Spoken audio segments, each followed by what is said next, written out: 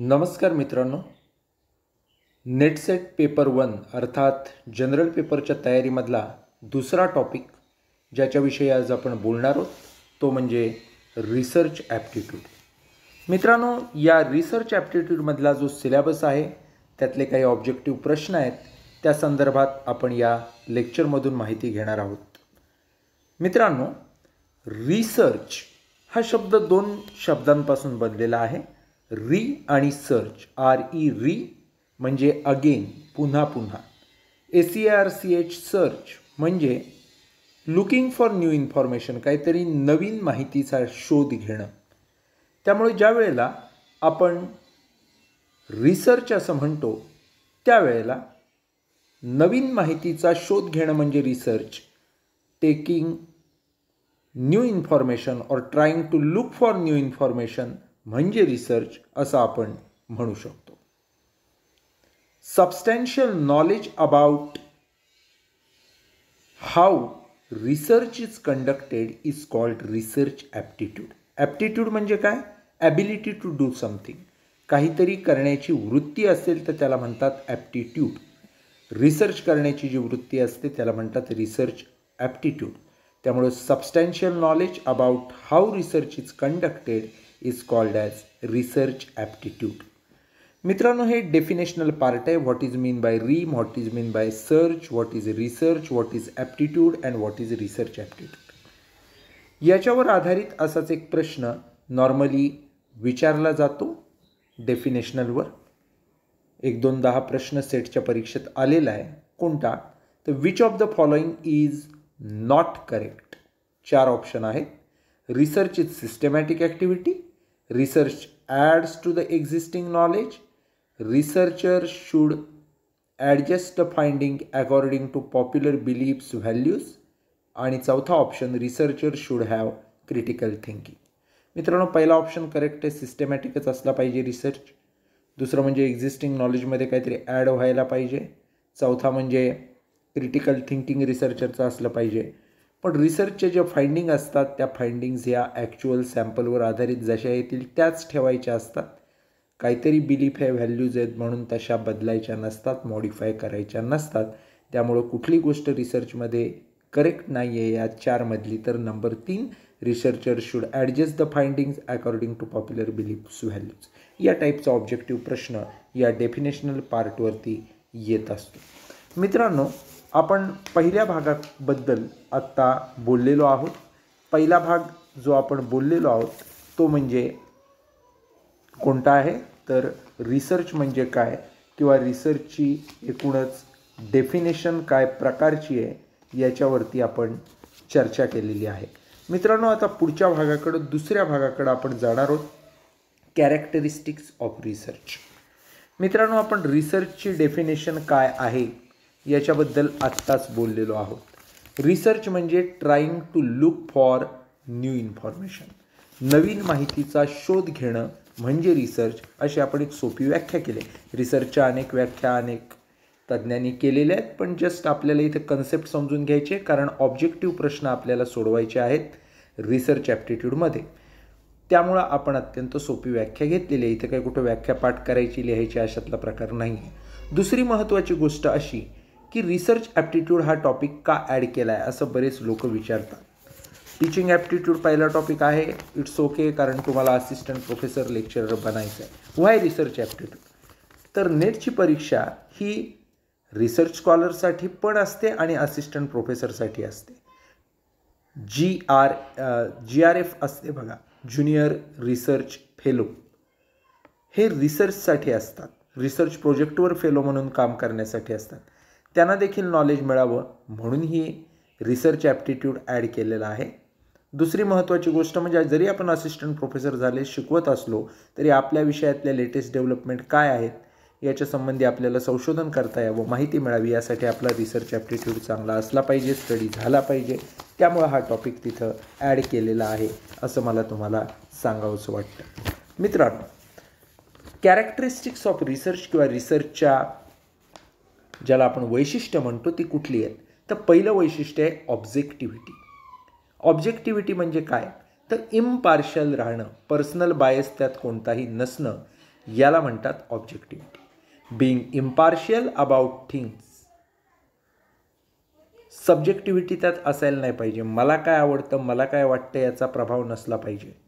जे काही सॅम्पल घेतलं आहे, जे काही त्याच्यावर एक्सपेरिमेंट केले त्याच्यानुसार रिझल्ट आला पाहिजे, याला म्हणतात ऑब्जेक्टिव्हिटी.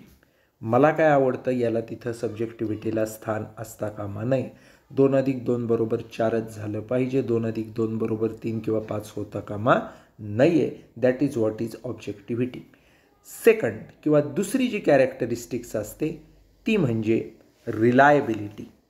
मित्रांनो, रिलायबिलिटी म्हणजे काय? तर कुठलीही गोष्ट रिलायबल असते म्हणजे त्याच्यावर काय करू शकतो आपण? विश्वास ठेवू शकतो. ती ट्रस्टवर्दी असायला पाहिजे. म्हणजेच ज्या वेळेला सेम कंडिशन असतील त्यावेळेला सेम रिझल्ट आलाच पाहिजे. कुठल्याही कंडिशनला तुम्ही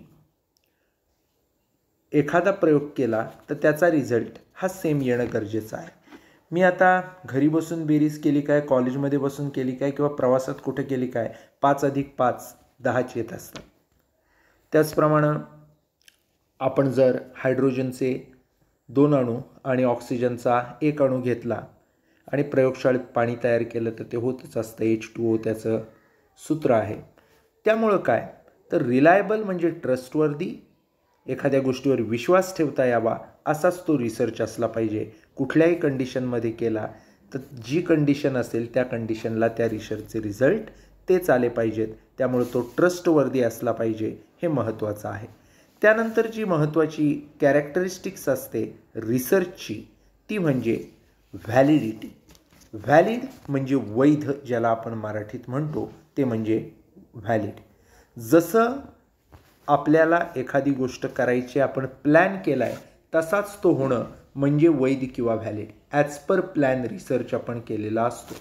आता ज्या वेळेला आपण एखाद्या आतंकवादी तळावर हल्ला करतो त्यावेळेला कधी किती वाजता कुठून हेलिकॉप्टर उडवायचं, त्यात कोण जाणार, कोणता दारुगोळा न्यायचा, हे प्लॅन केलेलं असतं आणि त्याप्रमाणे सगळी सूत्र हलत असतात. तसंच झालं तर तो तळ उद्ध्वस्त होतो, आपलं मिशन सफल होतं, व्हॅलिड झालं ते. That is what is validity. त्यानंतर असतं ते म्हणजे ॲक्युरसी. ॲक्युरसीला करेक्टनेस असं देखील आपण म्हणू शकतो. एखादी गोष्ट जशी ठरली तशीच करायची. कुठल्याही एरर्स, चुका त्याच्यामध्ये असता कामा नयेत. ज्या स्टेप रिसर्च प्रोसेसमध्ये 8 आहेत पुढं आपण बघणार आहोत त्याच व्यवस्थित फॉलो केल्या गेल्या पाहिजेत तर ते ॲक्युरेट होऊ शकतं. प्रत्येक स्टेजला आपण योग्यपणे काम केलं पाहिजे. अगदी साधं उदाहरण तुम्हाला मी देतो. जर आपल्याला भाजी बनवायची असेल तर पहिल्यांदा आपल्याला ती बाजारातून आणावी लागते, मग स्वच्छ करावी लागते, मग त्याची कापणं किंवा तुकडे करणं हे असतं. त्यानंतर ती शिजवावी लागते, मग फोडणी बनवावी लागते, मग त्याच्यामध्ये ती टाकावी लागते, मग परतून भाजी चांगली तयार होते. आपण आधी भाजी आणल्यावर शिजवल्यावर मग ती स्वच्छ केली, मग चिरली, असं करायला गेलो तर होईल का? नाही होणार. त्यामुळे ज्या स्टेप आहेत त्याच आपण फॉलो केल्या पाहिजेत तरच तुमची ॲक्युरसी येऊ शकते, अचूकता येऊ शकते. हे फार महत्त्वाचं आहे, आपण लक्षात घेतलं पाहिजे. त्यानंतर असतं ते म्हणजे क्रेडिबिलिटी. क्रेडिबिलिटी म्हणजे काय? सोर्सेस आपण जे रिसर्चसाठी वापरतो ते सोर्सेस करेक्ट असणं हे अत्यंत आवश्यक आहे. त्यालाच आपण क्रेडिबिलिटी असं त्या ठिकाणी म्हणत असतो. बऱ्याच वेळा होतं काय, सोर्सेसच जर आपण चुकीचे वापरले तर रिसर्चचा रिझल्ट हा बऱ्याच वेळेला चुकीचा येण्याची शक्यता असते. त्यामुळं सोर्सेस हे योग्य वापरले पाहिजेत. अवेलेबल सोर्सेस जे असतात त्यातला योग्य सोर्स वापरला पाहिजे. बऱ्याच वेळा प्रायमरी डाटा हा सेकंडरी डेटापेक्षा जास्त ट्रस्टवर्दी असतो, प्राथमिक स्वरूपाचा डेटा, त्यामुळं तो वापरला पाहिजे म्हणजे आपला रिसर्च क्रेडिटवर्दी होईल. त्यानंतर जी असते कॅरेक्टरिस्टिक ती म्हणजे जनरलायझेशन. जनरलायझेशन म्हणजे काय तर 2 गोष्टी रिसर्चमध्ये असतात, पॉप्युलेशन आणि सॅम्पल. मला समजा भारतातल्या एकूण लोकांचं दरडोई उत्पन्न माहीत करून घ्यायचं असेल, GDP ग्रॉस डोमेस्टिक प्रॉडक्ट आणि दरडोई उत्पन्न म्हणजे प्रत्येक माणसाचं जे काही उत्पन्न असतं ते. तर प्रत्येक माणसाचं उत्पन्न दरडोई मला माहीत करून घ्यायचं असेल तर भारताच्या 135 कोटी लोकांकडे मी काही प्रत्येकाकडे जाऊ शकत नाही. मी समजा 1000 लोकांचं सॅम्पल काढलं देशाच्या विविध भागातनं, तर ते 1000 हे माझं सॅम्पल आहे आणि 135 कोटी ही माझी पॉप्युलेशन आहे. मग मी काय करतो, 1000 लोकांचा अभ्यास करतो, त्यातनं मला कळतं एवढं दरडोई उत्पन्न आहे. मी समजा ते कुठेही जाऊन देशात ॲप्लाय केलं 135 कोटीवर, तर साधारणतः ते रिझल्ट मॅच झाले पाहिजेत. That is what is generalisability. म्हणजे काय, सॅम्पलचा रिझल्ट हा पॉप्युलेशनला ॲप्लाय होणं गरजेचं आहे. त्यानंतर असतं ते म्हणजे एम्पिरिकल. एम्पिरिकल म्हणजे काय, तर एक्सपिरियन्सवर आधारित. जेव्हा एखादा आपण रिसर्च करतो तेव्हा त्या रिसर्चरच्या अनुभवावर ते आधारित पाहिजे. कुणीतरी सांगितलं, काहीतरी कुठं तर वाचलं म्हणून तसं आहे असं असता कामा नये. त्यानंतर असतं ते म्हणजे systematic. As per step, research प्रोसेसमध्ये ज्या स्टेप आहेत, जे तुम्ही रिसर्च सिनॉप्सिसमध्ये प्लॅनमध्ये ठरवलं आहे त्यानुसारच रिसर्च केला पाहिजे. आणि शेवटचं म्हणजे कंट्रोल्ड. आता कंट्रोल्ड म्हणजे काय, तर जी रिसर्च प्रोसेस आहे त्याचे डिपेंडंट आणि इंडिपेंडंट व्हेरिएबल असतात. रिसर्च प्रोसेस बघताना ती आपण बघणार आहोत. त्यातल्या काही व्हेरिएबलवर आपल्याला कंट्रोल ठेवावा लागतो इंडिपेंडंट व्हेरिएबलवर, तेव्हा डिपेंडंट व्हेरिएबल आपोआप बदलतात. उदाहरणच तुम्हाला द्यायचं झालं तर बाजारपेठेमध्ये आपल्याला जर एखाद्या वस्तूची किंमत नियंत्रणात आणायची असेल तर आपल्याला त्याचा पुरवठा वाढवावा लागतो. पुरवठा वाढवला की आपोआप त्या वस्तूची किंमत कमी व्हायला लागते आणि ती नियंत्रणात येते. त्यामुळे मागणीपेक्षा पुरवठा वाढवणं हे कंट्रोलिंगचं काम त्या ठिकाणी आपण करू शकतो. या टाईपमध्ये ते असतं. त्यानंतर मित्रांनो आपण बघणार आहोत पुढचा जो भाग, तो म्हणजे ॲप्रोच टू रिसर्च. मित्रांनो, ॲप्रोच टू रिसर्च असं ज्या वेळेला आपण म्हणतो त्यावेळेला रिसर्च संबंधीचे 2 ॲप्रोच आपल्याकडं आहेत. कोणते कोणते 2 ॲप्रोच रिसर्च संबंधीचे आपल्याकडं आहेत, तर एक ॲप्रोच जो असतो त्याला म्हणतात पॉझिटिव्हिस्ट ॲप्रोच आणि दुसरा जो ॲप्रोच आपल्याकडं असतो त्याला म्हणतात पोस्ट पॉझिटिव्हिस्ट ॲप्रोच. पॉझिटिव्हिजम आणि पोस्ट पॉझिटिव्हिजम म्हणजे नक्की काय, तर अगदी थोडक्यात सांगायचं तर ज्या वेळेला ज्ञान जे असतं ते नैसर्गिक तत्वांवरती, त्यांच्या वेगवेगळ्या गुणधर्मांवरती, सहसंबंधांवरती अवलंबून असतं, त्यावेळेला तो पॉझिटिव्हिजम असतो. लॉजिक आपण ॲप्लाय केलं, शास्त्रीय ज्ञान ॲप्लाय केलं, ऑथेंटिसिटी, व्हेरिफायबिलिटी त्यात असली की ते पॉझिटिव्हिजम असतं. हा जुना ॲप्रोच आहे. मॅथ्स घ्या, फिजिक्स घ्या, ज्यातले रिझल्ट तंतोतंत लागू पडतात, नॅचरल सायन्सेस जे आहेत ते सगळं पॉझिटिव्हिजममध्ये येतं.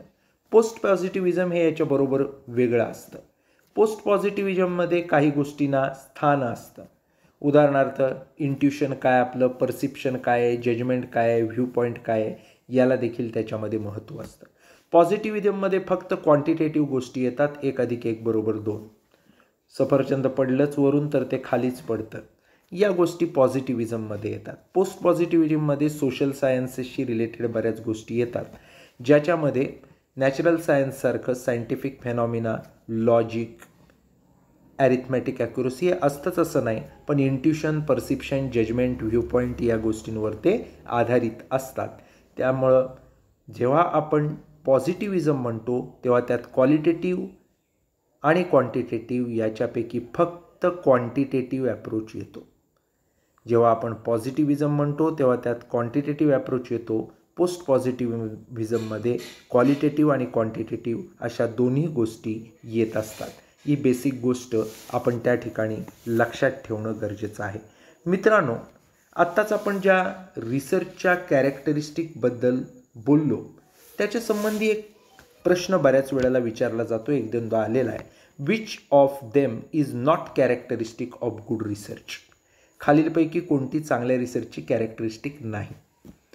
तर सिस्टमॅटिक, लॉजिकल, कंट्रोल्ड आणि सब्जेक्टिव्ह. मित्रांनो, आपण याच्या कॅरेक्टरिस्टिक बघितल्या.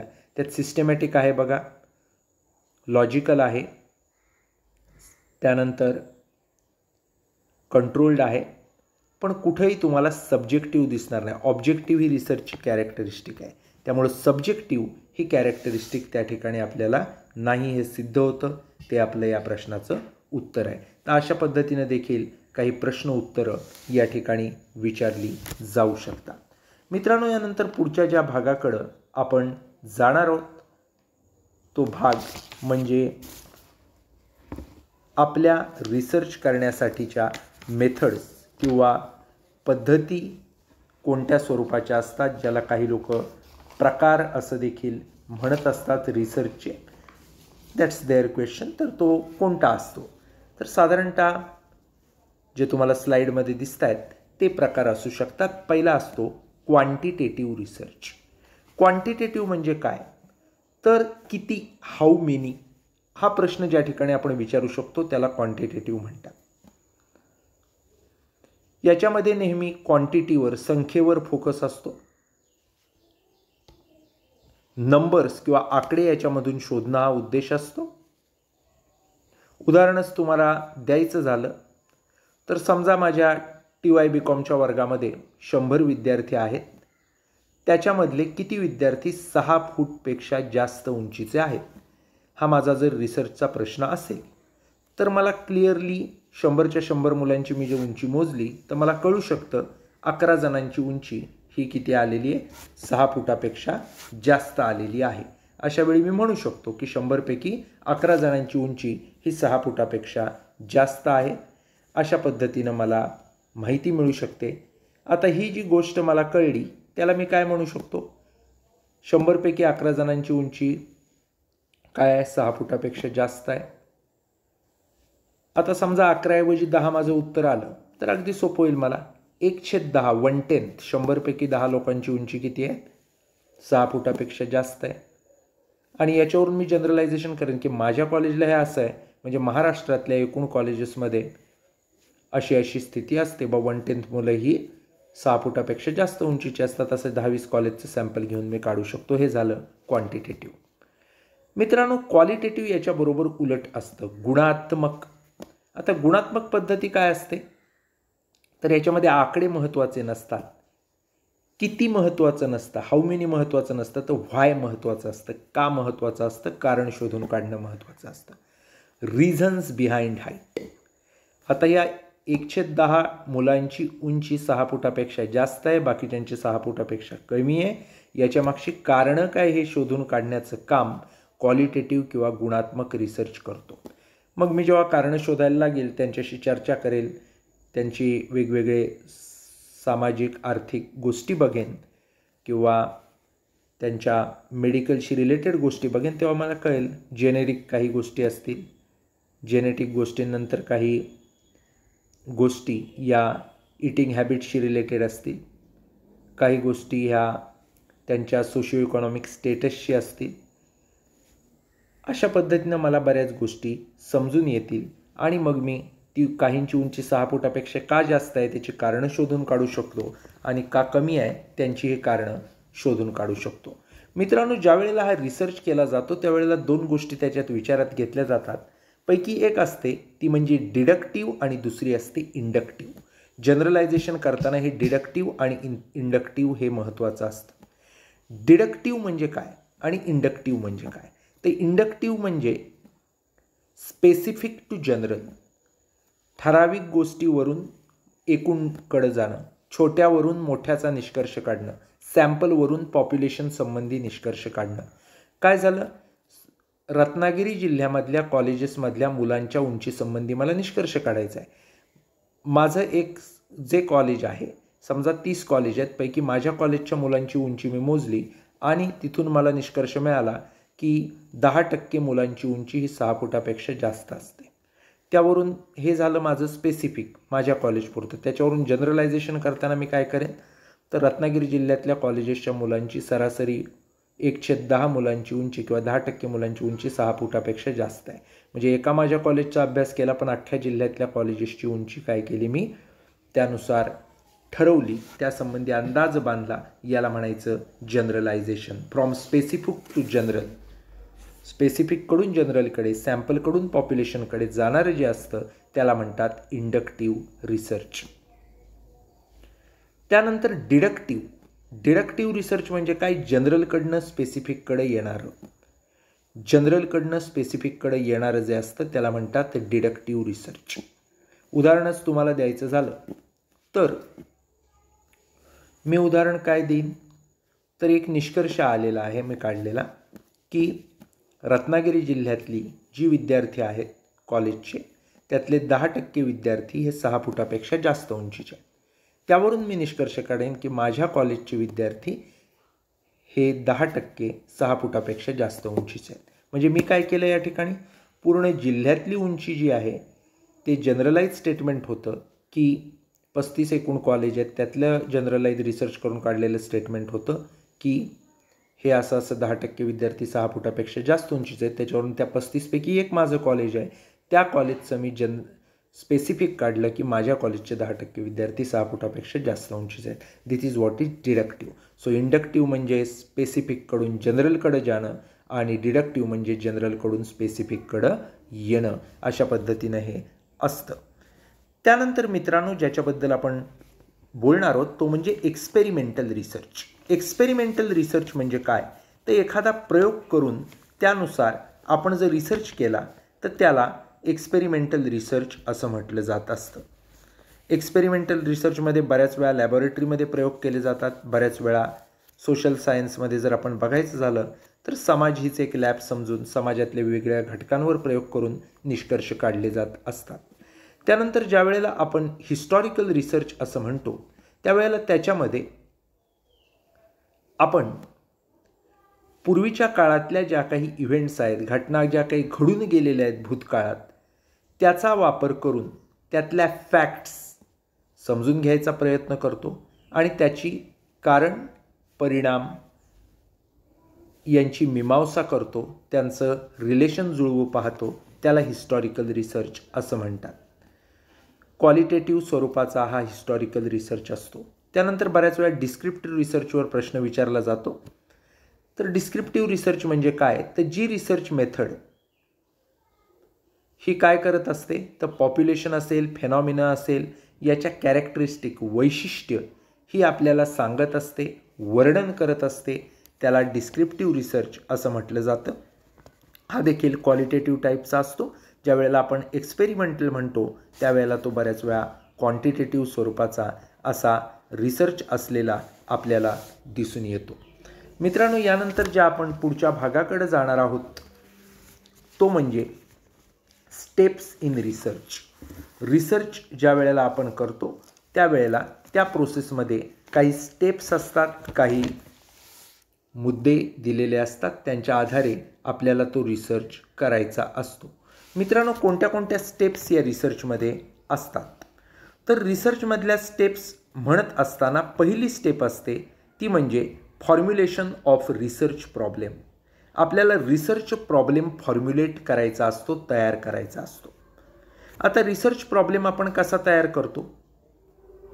ज्या विषयावर आपल्याला रिसर्च करायचा आहे त्याबद्दल आपण इंटरेस्टेड असलं पाहिजे, पॅशन त्याचं आपल्याला असलं पाहिजे, तर आणि तरच आपण रिसर्च प्रॉब्लेम एखादा टॉपिक तयार करू शकतो. उदाहरण आज द्यायचं झालं तर मला एखाद्या विषयावर PhD करायचे कॉमर्समधनं तर ती म्हणू शकतो an analytical study of cultivation and marketing of mangoes in Ratnagiri district. याच्यावर मी रिसर्च करणार आहे.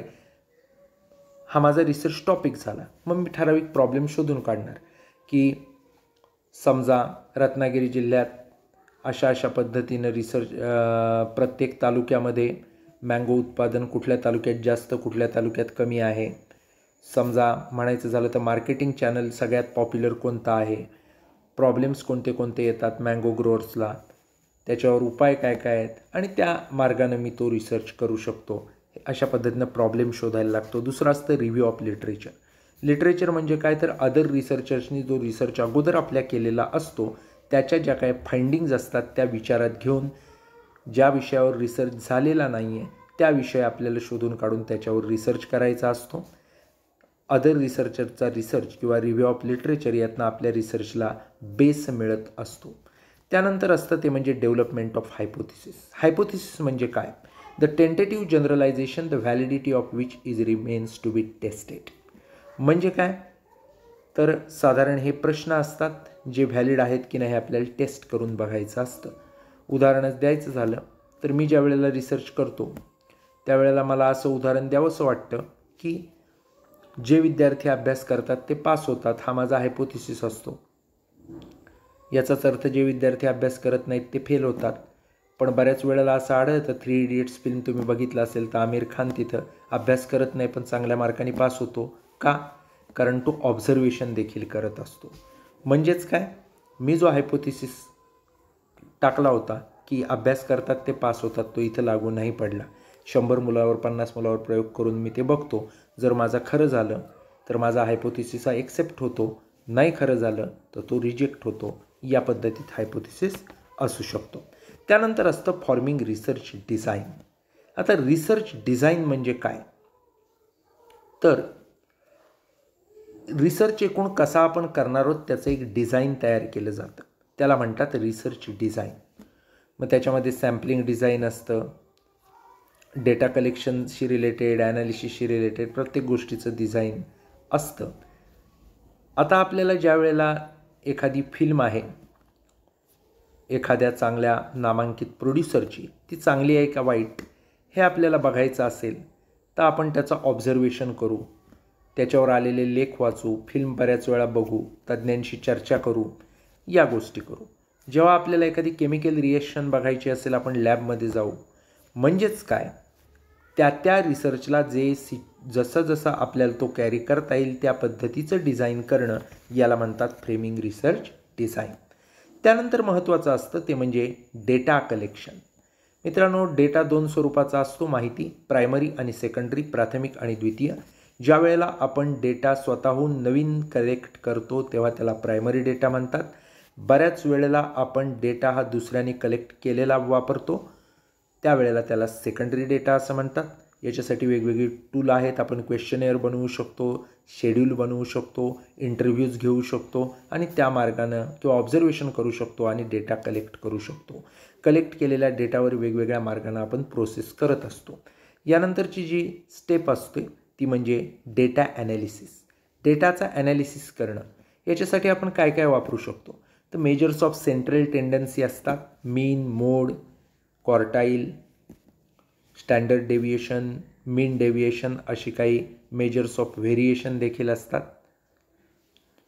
त्यानंतर कोरिलेशन, रिग्रेशन सारख्या गोष्टी असतात. वेगवेगळ्या सॅम्पलिंग टेस्ट असतात, त्याचा आपण वापर करू शकतो. T test, F test, x square test, अशा बऱ्याच टेस्ट असतात. त्यानंतर कन्क्ल्युजन आपल्याला काढायचा असतो, ज्यासाठी आपण रिसर्च केला ते कन्क्ल्युजन असतं.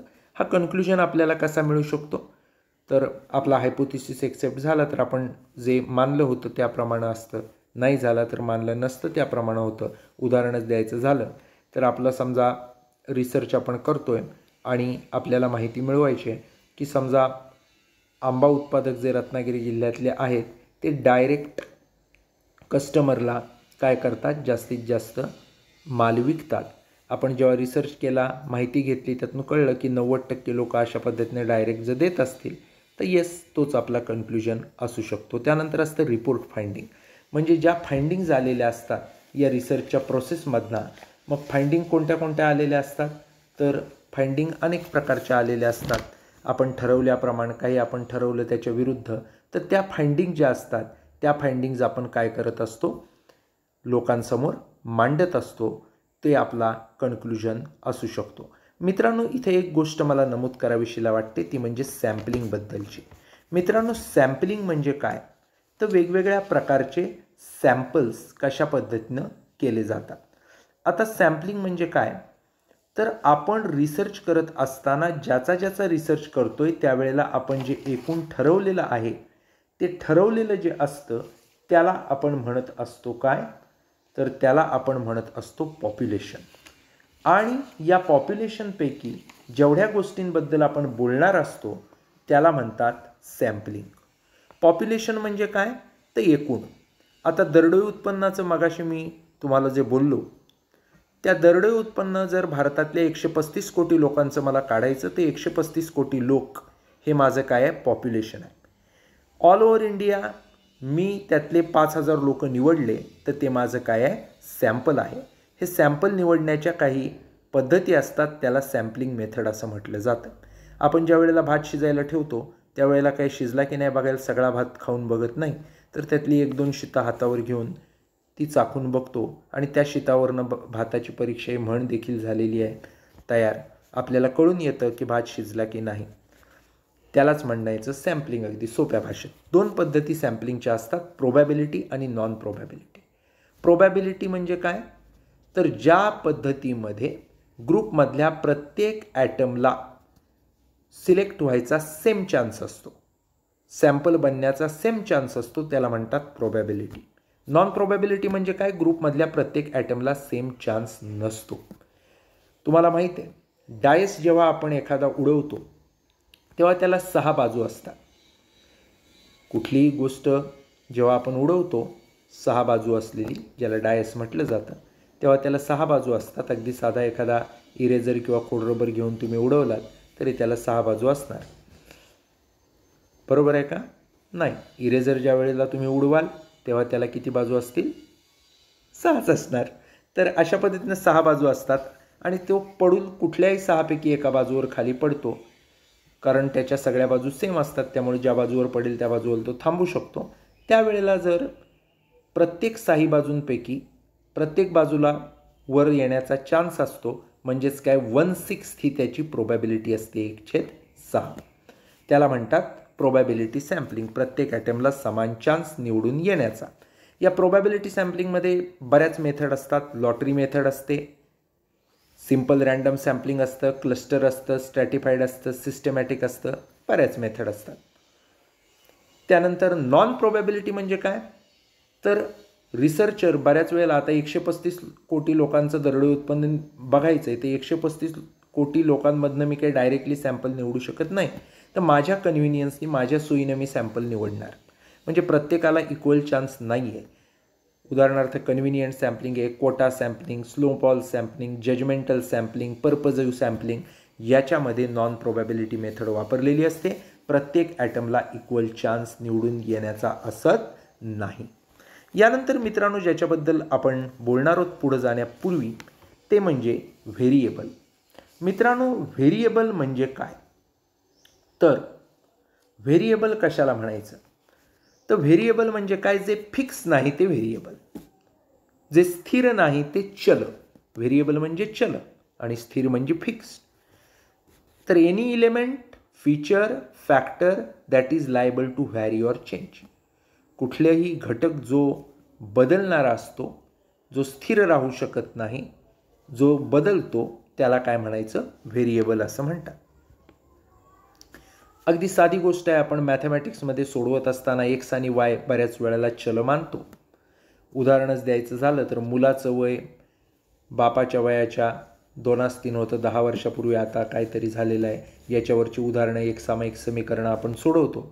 त्यावेळेला मुलाचं वय एक्स मानलं, वडिलांचं वय वाय मानलं. 3x + 4y = 25, 10 वर्षापूर्वी. आता काय 2x + 5y = 27, असं करून आपण ते सोडवतो. मग एक्सची किंमत एवढी, वायची किंमत एवढी, असं करून मुलाचं वय एवढं, बापाचं वय एवढं, अशा पद्धतीनं काढत असतो. That is what is variable. व्हेरिएबलचे ज्या वेळेला आपण प्रकार असं म्हणतो, त्यावेळेला पहिला प्रकार जो असतो तो म्हणजे इंडिपेंडंट व्हेरिएबल. इंडिपेंडंट व्हेरिएबल हे स्वतंत्र असतं. Independent variable yet controlled and manipulated by researcher. रिसर्चरचं त्याच्यावर नियंत्रण असतं, रिसर्चर त्यात बदल करू शकतो. डिपेंडंट व्हेरिएबल हे त्याच्याबरोबर उलट असतं, जे इंडिपेंडंट व्हेरिएबलवर अवलंबून असतं. इंडिपेंडंट व्हेरिएबलवर रिसर्चर जो असतो त्याला कंट्रोल किंवा मॅनिप्युलेट करता येत नाही, तर इंडिपेंडंट व्हेरिएबलला मॅनिप्युलेट, कंट्रोल करणं शक्य असतं. उदाहरणच द्यायचं झालं तर आपल्याला रिझल्ट बघायचा असतो, तर साधारण 10 मुलं असतात, त्यातली 5 रेग्युलर स्टडी करतात, 5 इरेग्युलर स्टडी करतात. परीक्षेतले मार्क बघितले तर रेग्युलर स्टडी करणाऱ्याला चांगले मार्क पडतात, इरेग्युलर स्टडी करणाऱ्याला तुलनेनं कमी मार्क पडतात. आता या वेळेला 2 व्हेरिएबल माझ्याकडे आहेत. एक आहे विद्यार्थी आणि दुसरं परीक्षेतले मार्क. डिपेंडंट आणि इंडिपेंडंट व्हेरिएबलचा अभ्यास करताना होतं काय, विद्यार्थ्यांची स्टडी आणि रेग्युलर की इरेग्युलर. आता विद्यार्थ्यांची स्टडी रेग्युलर की इरेग्युलर हे इंडिपेंडंट व्हेरिएबल आहे. 10 माझे विद्यार्थी हे डिपेंडंट व्हेरिएबल आहे. मी आता ते 5 रेग्युलर आणि 5 इरेग्युलर निवडलेत. कधी 4 रेग्युलर आणि 6 इरेग्युलर नेमेन. अशा पद्धतीनं जे केलं ते इंडिपेंडंट व्हेरिएबल मी बदललं. पण रिझल्ट जो एक्झाममधले मार्क डिपेंडंट व्हेरिएबल होता ते मात्र सेम राहिलं. ते काही मी कंट्रोल करू शकत नाही. मी म्हटलं आता रेग्युलर स्टडी करण्याला जास्त मिळतात म्हणून ते मार्क काही मी बदलणार नाही. विद्यार्थी कमी जास्त प्रत्येकातले करू शकेन. त्यामुळं जे कंट्रोल मॅनिप्युलेट रिसर्चर करू शकतो ते इंडिपेंडंट व्हेरिएबल, आणि इंडिपेंडंट व्हेरिएबल जे असतं त्याच्यावर रिझल्ट ज्याचा अवलंबून असतो ते डिपेंडंट असतं. पण ते कुठल्याही परिस्थितीत रिसर्चरला कंट्रोल आणि मॅनिप्युलेट करता येत नाही. अशा पद्धतीनं डिपेंडंट आणि इंडिपेंडंट व्हेरिएबल्स ही असतात. मित्रांनो, यानंतर जे महत्त्वाचं व्हेरिएबलबद्दल आपण बोलत असतो किंवा मानलं जात असतं ते म्हणजे एक्स्ट्रेनियस व्हेरिएबल. आता एक्स्ट्रेनियस व्हेरिएबल म्हणजे काय प्रकार असतो, तर एक्स्ट्रेनियस व्हेरिएबल हे डिपेंडंट व्हेरिएबलवर अफेक्ट करणारे फॅक्टर्स असतात. आता इरेग्युलर स्टडी करणारे आणि रेग्युलर स्टडी करणारे याच्यामध्ये काही स्टुडंट जे इरेग्युलर स्टडी करणारे आठवड्यातून 2 दिवस करतात, काही 1 दिवस करतात, काही करतच नाही. बऱ्याच वेळेला रेग्युलर किंवा इरेग्युलर स्टडी करणारा परीक्षेच्या वेळी आजारी पडला तर अशा वेळेला त्याच्यावर परिणाम होऊ शकतो. असं जे काय घडतं त्याला काय म्हणतात, एक्स्ट्रेनियस व्हेरिएबल. म्हणजे जे डिपेंडंट इंडिपेंडंट काही नसतात पण त्यांचा देखील अफेक्ट होत असतो, परिणाम होत असतो. अशा पद्धतीचे हे व्हेरिएबल्स रिसर्चमध्ये येत असतात. मित्रांनो, याच्यानंतर ज्याच्याबद्दल आपण बोलणार आहोत ते म्हणजे थिसिस रायटिंग फॉर्मॅट. मित्रांनो, आता हे थिसिस रायटिंग फॉर्मॅट म्हणजे काय, तर ज्या वेळेला आपल्याला PhDचं थिसिस, MPhilचं थिसिस, मायनर रिसर्च प्रोजेक्टचं थिसिस लिहायचं असतं तेव्हा त्याचा फॉर्मॅट साधारणतः कसा असतो, तर त्याचा फॉर्मॅट आपण ज्या वेळेला बघतो त्यावेळेला सुरुवातीला आपण काय करत असतो, तर 1 नंबरला पहिल्यांदा लिहत असतो आपण आपलं सर्टिफिकेट. त्यानंतर 2ऱ्या नंबरला आपण लिहत असतो ॲब्स्ट्रॅक्ट. सर्टिफिकेट व्यवस्थित दिलेल्या फॉर्मॅटमध्ये असतं. ॲब्स्ट्रॅक्टमध्ये आपल्या थिसिसची समरी असते. मग ॲक्नॉलेजमेंट असते ज्याच्यामध्ये आभार असतात वेगवेगळ्या लोकांबद्दलचे. त्याच्यानंतर काय असतं, तर साधारणतः इंडेक्स येते, काय काय टॉपिक्स आहेत ते. इंडेक्स आल्यानंतर लिस्ट ऑफ टेबल असते, लिस्ट ऑफ ग्राफ्स असते. अशा पद्धतीनं सुरुवातीच्या गोष्टी येतात. मग पहिला टॉपिक येतो जो इंट्रोडक्शन ऑफ रिसर्चवर बऱ्याच वेळा आधारित असतो. 2रा टॉपिक जो रिसर्च मेथोडॉलॉजीवर साधारणपणे आधारित असतो. 3रा टॉपिक जो रिव्ह्यू ऑफ लिटरेचरवर असतो. 4था, 5वा, 6वा असे काही मधले टॉपिक हे analysis of interpretation of data याच्यावर आधारित असतात. 1 topic, 2 topic, 3 topic as per research need, as per researcher, as per guide ठरलेले असतात. त्यानंतर 6वा, 7वा टॉपिक साधारणतः फाइंडिंग्स, कन्क्लुजन, सजेशन याच्याशी रिलेटेड असतो. काय फाइंडिंग आहेत, काय कन्क्लुजन निघाला, काय सजेशन दिलेले आहेत, ज्याच्यामध्ये फर्दर स्टडीला काय स्कोप आहे, नॉलेजमध्ये काय कॉन्ट्रीब्युशन झालं आहे, या गोष्टी दिलेल्या असतात. त्यानंतरचा जो टॉपिक असतो तो अपेंडिक्स स्वरूपात असतो. एक बिब्लिओग्राफी असते. त्याचप्रमाणे एक टॉपिक हा इतर अपेंडिक्स म्हणजे क्वेश्चनेअर असतील किंवा इतर काही डिझाईन केलेला असेल त्या गोष्टींशी रिलेटेड असतो. असा साधारणतः रिसर्चचा फॉर्मॅट त्या ठिकाणी थिसिसचा फॉर्मॅट हा दिलेला असतो. या संबंधीचं माझं एक डिटेल्ड लेक्चर देखील असणार आहे जे मी अपलोड करेल. ते आपण पाहाच. त्यासाठी निश्चितपणानं ज्यांनी सबस्क्राईब माझं चॅनल अजून केलेलं नसेल त्याने नक्कीच काय करा, माझं यूट्यूब चॅनल हे सबस्क्राईब करून ठेवा म्हणजे तुम्हाला ते बघता येऊ शकतं. मित्रांनो, तर ज्या वेळेला आपण बिब्लिओग्राफीबद्दल आत्ता बोललो, बिब्लिओग्राफीमध्ये काय आपण देतो तर रेफरन्स देतो. आपण ज्यावेळी सेकंडरी डेटा वापरत असतो त्यावेळेला बऱ्याच गोष्टींचा त्या ठिकाणी रेफरन्स घेत असतो. आता कुठल्या कुठल्या गोष्टींचा रेफरन्स हा आपण सेकंडरी डेटाच्या माध्यमामधनं घेत असतो, तर बऱ्याच गोष्टी असतात ज्यामध्ये बुक्स असतात, जर्नल्स असतात, वेगवेगळे रिपोर्ट्स असतात, वेबसाईट्स असतात, थिसिस असतात, या गोष्टी आपण बघत असतो. तर त्याची साधारणतः बिब्लिओग्राफी आपण लिहित असतो. आता सेटच्या नेटच्या दृष्टिकोनातून विचार केला तर याच्यावर काय टाईपचे ऑब्जेक्टिव्ह क्वेश्चन येऊ शकतात. तर या बिब्लिओग्राफीशी रिलेटेड गोष्टींवरती येणारे प्रश्न हे असतात की सायटेशन म्हणजे नक्की काय. तर different ways of sighting references from your research. आपण जो रिसर्च केला आहे त्याचे जे सोर्सेस वापरलेत, रिसोर्सेस वापरलेत, ते साईट करण्याचा, रेफरन्स देण्याच्या वेगवेगळ्या पद्धती, 3 प्रमुख पद्धती वापरल्या जातात जगभरामध्ये. आणि कुठली पद्धत साधारण कुठल्या स्टडी ब्रँचमध्ये वापरली जाते याच्यावर बऱ्याच वेळा, किंवा त्याचे फुल फॉर्म काय याच्यावर बऱ्याच वेळा प्रश्न येत असतो सेटनेटच्या परीक्षेत. तर पहिली असते APA स्टाईल. APA म्हणजे काय? American psychological education, American psychological association. आता American psychological association APA style ही एज्युकेशन, सायकोलॉजी आणि सायन्स याच्यामध्ये वापरली जाते साधारणपणे. दुसरी असते MLA style, modern language association, modern language association ही साधारणतः ह्युमॅनिटीजमध्ये वापरली जाते. आणि तिसरी असते शिकागो स्टाईल, ती बिझनेस, हिस्ट्री, फाईन आर्ट याच्यामध्ये वापरली जात असलेली आपल्याला दिसून येते. यानंतर आपण ज्याच्याबद्दल बोलणार आहोत ते म्हणजे application of ICT in research. आता ICTचा वापर हा रिसर्चच्या प्रोसेसमध्ये कशा पद्धतीने केला जातो. तर मित्रांनो,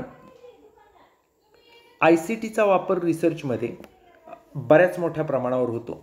रेफरन्स सगळे आपण ICTनेच मिळवतो गुगल करून. शोधगंकासारख्या साईटवर जाऊन आपल्या विषयावर कितपत थिसिस झालं आहे, रिसर्च झालं आहे हे आपण बघू शकतो. वेगवेगळे रिसर्च पेपर्स आपण ICTच्या माध्यमातूनच उपलब्ध करून घेऊ शकतो. आपला पेपर चांगल्या प्रकारे टाईप करणं, फॉर्मॅटिंग करणं हे सगळं ICTचंच काम असतं.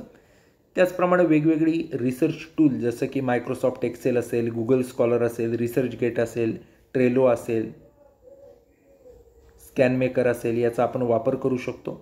वेगवेगळी सॉफ्टवेअर वापरू शकतो आणि त्या माध्यमातून रिसर्चचा ॲनालिसिस करणं किंवा वेगवेगळी फंक्शन्स करणं हे आपल्याला सोपं होत असतं.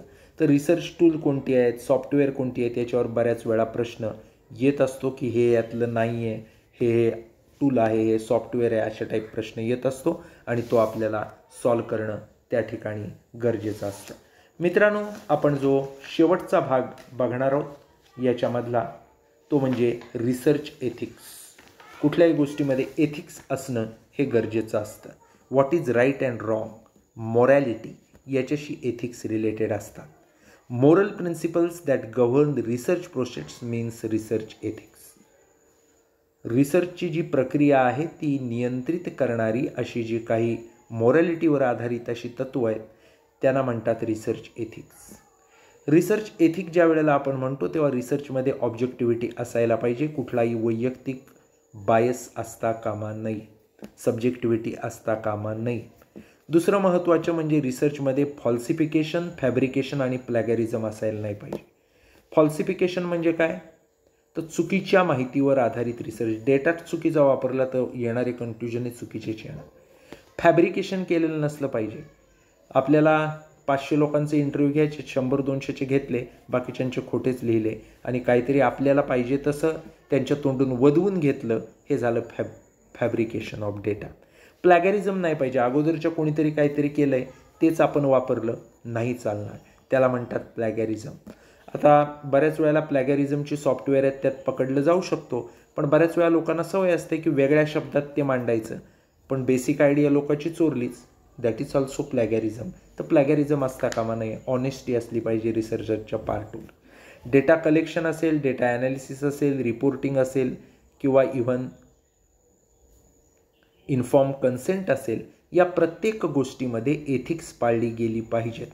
या गोष्टींवर आधारितच प्लॅगॅरिझम असेल किंवा डूज आणि डोंट्स रिसर्चचे असतील याच्यावर काय केला जातो, प्रश्न ऑब्जेक्टिव्ह टाईप विचारला जातो.